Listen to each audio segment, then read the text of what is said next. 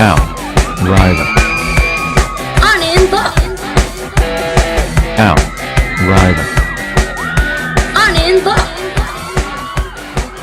Stealing, the Carlos Santana rejuvenation technique of your career, which is you take somebody who has a really good brand with baby boomers or older, and what you do is then you infuse that person with some youth, and you make duet albums, right? So Carlos Santana resurrected his career, won so many Grammys, toured, right? Oh, and now he's got that residency at the fucking Hard Rock. Basically, another whole blossomed his career again, right? Another wave, right? And I would go as far as say, he's probably, I think he played Woodstock, right? And Carlos Santana. I mean, we're talking, yeah, he did. So we're talking like an equal level of public consciousness to Carlos Santana. So Tony Bennett did that. He did his Duets 2 album, which is he took all these younger artists and did some of his standards, and he and that actually won a couple Grammys. And one of them was Amy Winehouse and Tony Bennett. They did a song, and so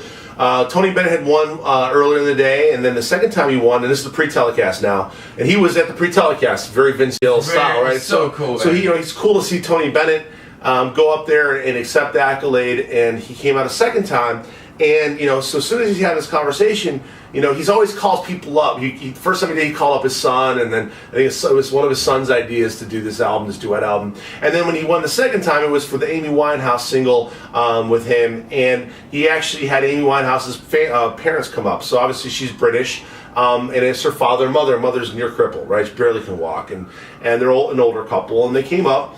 And basically, here he gives a speech, and the father speaks and goes, hey, they're starting a foundation, Amy Winehouse Foundation for disadvantaged youths in UK and in America. So if somebody donates to America, the money will go to Americans, right? But it's going to be this foundation. And they talked about how Amy, will always be with us because music's immortal, right? That music will always, what she was able to do in her short life, right? The infamous 27-year-old death, right? Of every other, those 60s, famous 60 artists, right? 27 is always the age. And talking about, hey, she's going to live on with us.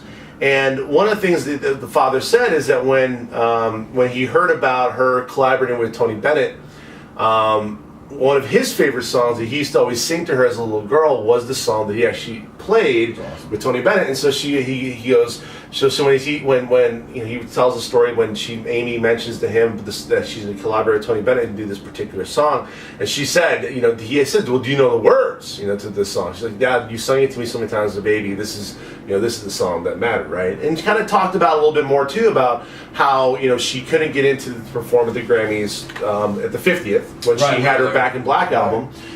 If that's what it's called, say CC or not, but that she couldn't make it because of her drug conviction or whatever, she wasn't able to get a visa to come into the United States, and so as a result, she had to perform via satellite.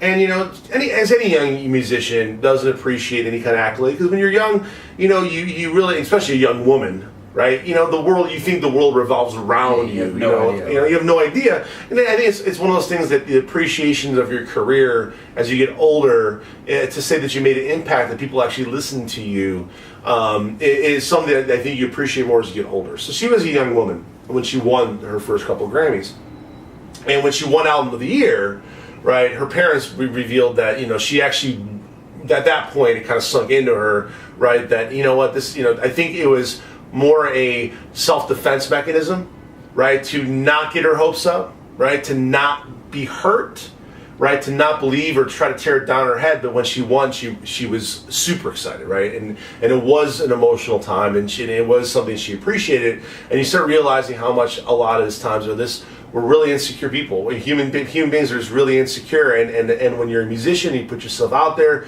people can be really mean to you. Taylor Swift, thing, right?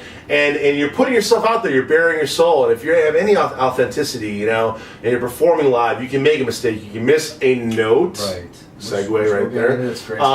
You know, and then even with David Grohl mentioning, hey, we recorded into live tape. You know, sometimes we make mistakes and things aren't going to be perfect. Right. Not everything's going to be sound pitched to be. Which I was perfect. laughing. I'm like, oh, this is the guy who was in Nirvana, who made a career about making sure their music was as unperfect as possible. Yes. Right, but it was interesting, and that was a really sweet moment. It was neat to see Tony Bennett and the family that was up there. it was awesome. Now, speaking of Tony Bennett, we got to see Tony Bennett mess up live. Yeah. Well, he's an old man. Yeah. Oh, but it was cool. It was cool because it was just interesting to see. Because first, I was excited to see Tony Bennett multiple times in one day, right? And who was it? Carrie Underwood. It was Tony Bennett, Carrie Underwood, so they're singing that song, and it was kind of cool because he accidentally, and nobody else caught it, and I don't know if anybody caught it on TV.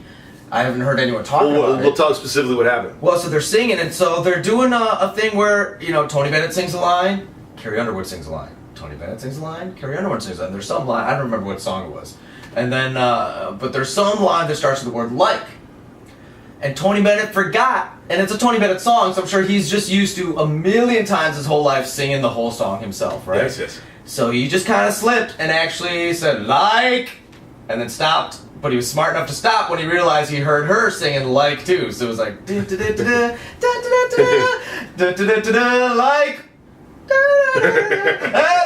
right? It was very quick, right? Well, hey, like any good musician does, nobody usually notices unless you're a musician and you act like that's what's supposed to happen. Exactly. He did. Well, he's a consummate professional. Right. He just kept on going. And Al and I have some tricks where we're not going to admit to you here, but he should have pulled an Al Riba. And I'm not going to admit to you what that was, but I would not have noticed if he pulled the Al and trick.